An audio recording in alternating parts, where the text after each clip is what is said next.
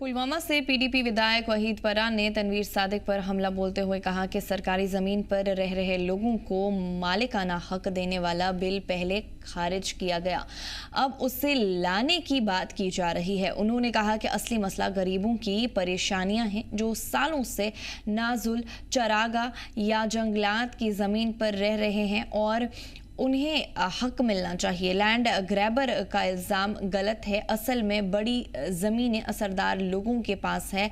परा ने कहा कि डिमोलिशन ड्राइव में सैकड़ों घर तोड़े गए लेकिन आम लोगों को राहत नहीं मिली। उन्होंने मुतालबा किया कि छोटे घरों को रेगुलराइज किया जाए और जबरन बेदखली रोकी जाए ताकि लोग सुकून से रह सकें।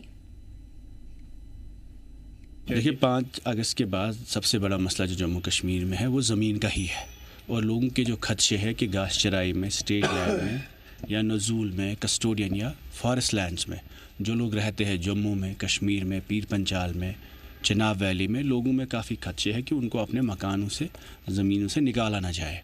उसके हवाले से एक गवर्नर साहब का एक ऑर्डर आया था पहले कि 5 मरला ज़मीन रेगुलराइज हुई। वो कई लोगों को रेगुलराइज नहीं हुई अभी तक। वो हमने मुद्दा असेंबली में भी उठाया लेकिन सरकार ने उस पर कोई कार्रवाई नहीं की।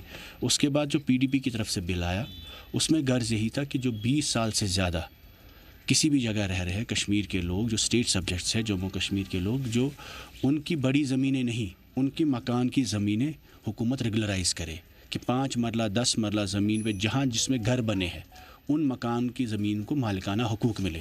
उस बिल को नेशनल कॉन्फ्रेंस ने असेंबली में रिजेक्ट किया और अब जो ये कह रहे हैं कि हमने बिल लाई है तो हम देखेंगे, इंशाल्लाह हमें उम्मीद है अगर वो लोगों के हिक में होगी हम भी सपोर्ट करेंगे। लेकिन गर्ज ये है कि सबसे पहले लोगों के जो मसाइल है, जो गरीब लोग हैं जो कहीं पे भी स्टेट लैंड में, घास चराई में, नज़ूल में, फॉरेस्ट लैंड में रहते हैं, उनकी ज़मीन को उन्हें मालिकाना हुकूक मिले।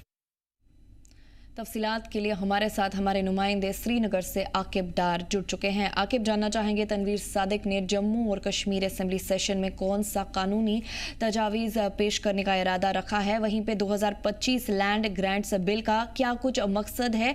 तफसीलन नाजरीन को बताइए। बिल्कुल फरशिता, जिस तरीके से अब कुछ दिन के बाद ही एक और बजट सेशन जो है जो इससे पहले जो है या अप्रैल में शुरू हुआ था और अभी भी जो है छुट्टियों की वजह से जो है उसको एक्सटेंड किया गया। अब कुछ दिन के बाद फिर से शुरू होगा। अब जितने भी बिल्स है वो पहले राजभवन जाती है, वहां से होके आती है और उसके बाद उनको उस पर जो है डिस्कशन होती है जम्मू कश्मीर असेंबली में। और तनवीर सादिक ने एक और बिल जो है रखी है असेंबली में रखने जा रहे हैं वो, जिसमें जो है लैंड ग्रांट बिल्स, जो लोग गरीब है उनकी जो जमीनें हैं जो पिछले कई सालों से वहां पे रह रहे हैं उनके लिए कुछ रिलैक्सेशन उसमें हो सकती है। वहीं पे एक अहम सवाल आकिब जो आपसे जानना चाहेंगे वो ये है कि वहीद परा ने तनवीर सादिक पर किस सिलसिले में हमला बोलते हुए क्या कुछ कहा है, तफसीलन बताइए।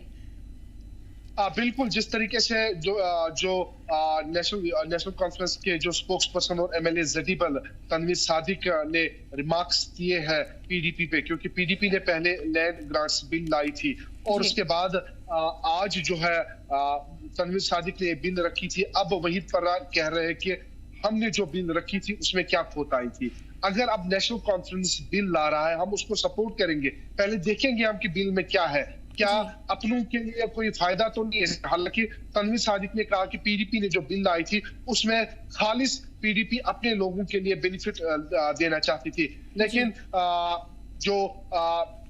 जो पीडीपी के जो एमएलए है वहीदुर रहमान परा, वो उन्होंने कहा कि सबको पता है कि लाल चौक में किन की जमीन है और नेशनल कॉन्फ्रेंस लोगों को डाइवर्ट कर रही है और ये बिल खाली नेशनल कॉन्फ्रेंस के लिए है।